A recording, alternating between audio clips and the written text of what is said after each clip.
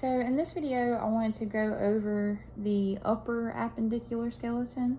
So we're going to be going over the pectoral girdle, which holds the arms into place, and then we're going to be going over the bones of the arms, the wrists, and the hands, okay? So we're going to start with the two bones that make up the pectoral girdle, and those are the scapula and the clavicle, okay? So the clavicle is also known as the collarbone. That's going to sit right here, and then the scapula sits here towards the back, right? And it's going to hold the humerus into place, which is the bone of the upper arm, like so, okay? So the scapula, let's start with this one and go through its parts. There are two processes, all right, on the top of the scapula that kind of poke out and help form the shoulder joint. The larger one on the top here is called the acromion process, all right? It's a lot bigger if you look at it from a superior view, and it kind of forms the top portion of the shoulder joint, more the posterior half of the shoulder joint. Then you have the one sticking off the front here, which is a little bit smaller, called the coracoid process, right? And those together make up this large cavity, right? This whole space right here is what we call the glenoid cavity. And again, that's where the head of the humerus will sit and help form that shoulder joint, okay? Then on the back side, the posterior side of the scapula, there's this long ridge of bone that runs here called the spine of the scapula. I know that's a little difficult to see on this white bone, but it runs all the way across here. It's the spine of the scapula. And the spine of the scapula separates two fossas, okay, on this bone. Now a fossa is kind of like a basin-like depression in a bone, almost like a saucer or a bowl-like depression. And so we have what's called the supraspinous fossa. Supra is referring to superior to. That's this whole space up here, okay? Supraspinous means above the spine, which is right here. That's the supraspinous fossa. And then underneath the spine of the scapula, we have the infraspinous fossa. That's the one underneath. Now, if you flip the scapula over, this whole space here is also a fossa, okay? This one is called the subscapular fossa. That's this entire space here on the anterior side of the scapula, okay? So good with that one. Then we move to the clavicle. Now for this one, the only thing you need to know is you just need to know that this is the clavicle, okay? Be able to identify that bone. It's pretty small, pretty easy to pick out. So this bone is the humerus. This bone makes up the upper half of the arm, or the brachial region. So it helps form two joints, helps form the shoulder joint and the elbow joint. The structure at the top of the humerus is called the head of the humerus. It actually sits in the glenoid cavity of the scapula and helps form the shoulder joint. So this is the head of the humerus.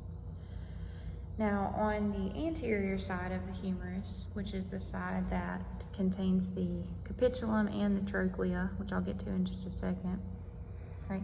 On the anterior side, we also have two tubercles that stick out. So we have a greater tubercle up here poking out by the head, and then we have a lesser tubercle that sticks out in front, kind of beneath the head.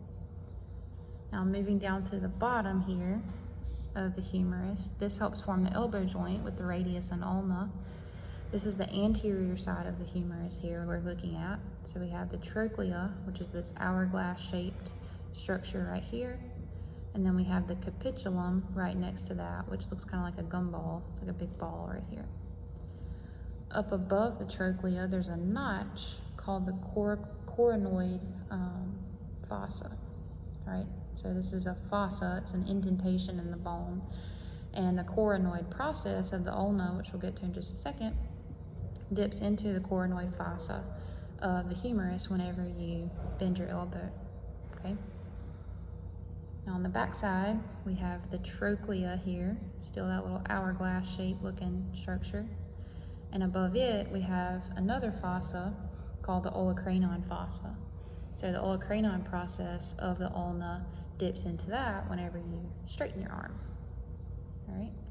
And then on either side of the trochlea, we have two epicondyles. We have a medial epicondyle on this side, and the reason I know that it's medial is if I go back to the top and I look at the head of the humerus, the head is always going to be pointed towards the middle because that's forming the shoulder joint, right? So it's always going to be pointing towards the middle of the body. So this is always going to be on the medial side.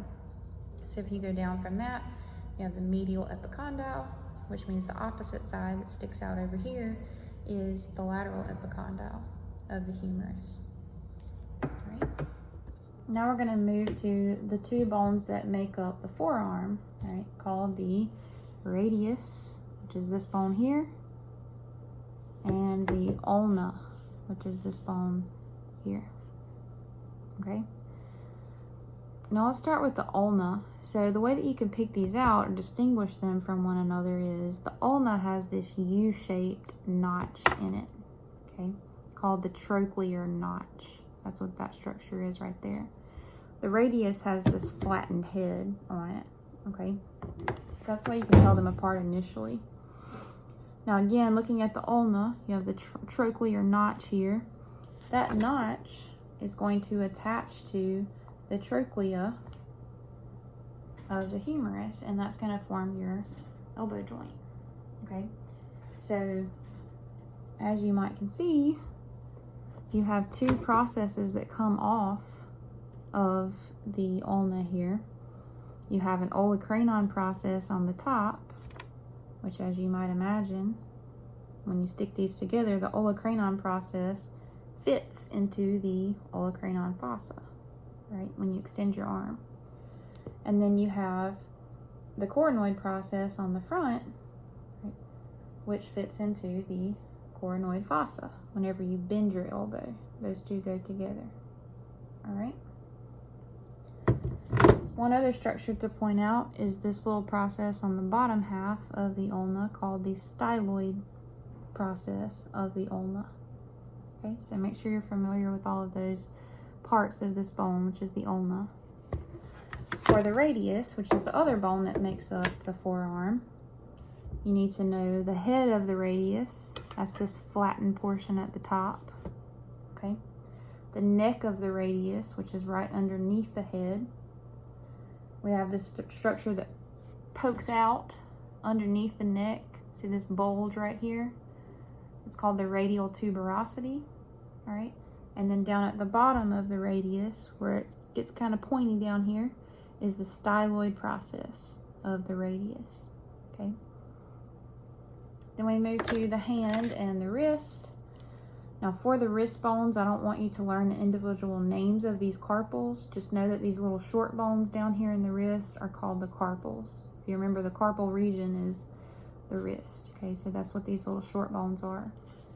The next set of bones that make up the palm of the hand are called the metacarpals, okay? So that's each individual one of these is a metacarpal. And then moving up from that, we have our phalanges, which make up the fingers. All of your fingers have 3 phalanges, except for the thumb. It only has 2, right? So it has a proximal and a distal phalange. For the rest of these fingers, you have a proximal phalange, a middle phalange, and a distal phalange. Remember, proximal means closer to the point of origin. Middle is in the middle, right? Or medial in the middle. And then distal phalange is on the very end. It's furthest away from the point of origin, okay? All right, so you guys go ahead and look through those and let me know if you have any questions about the upper appendicular skeleton.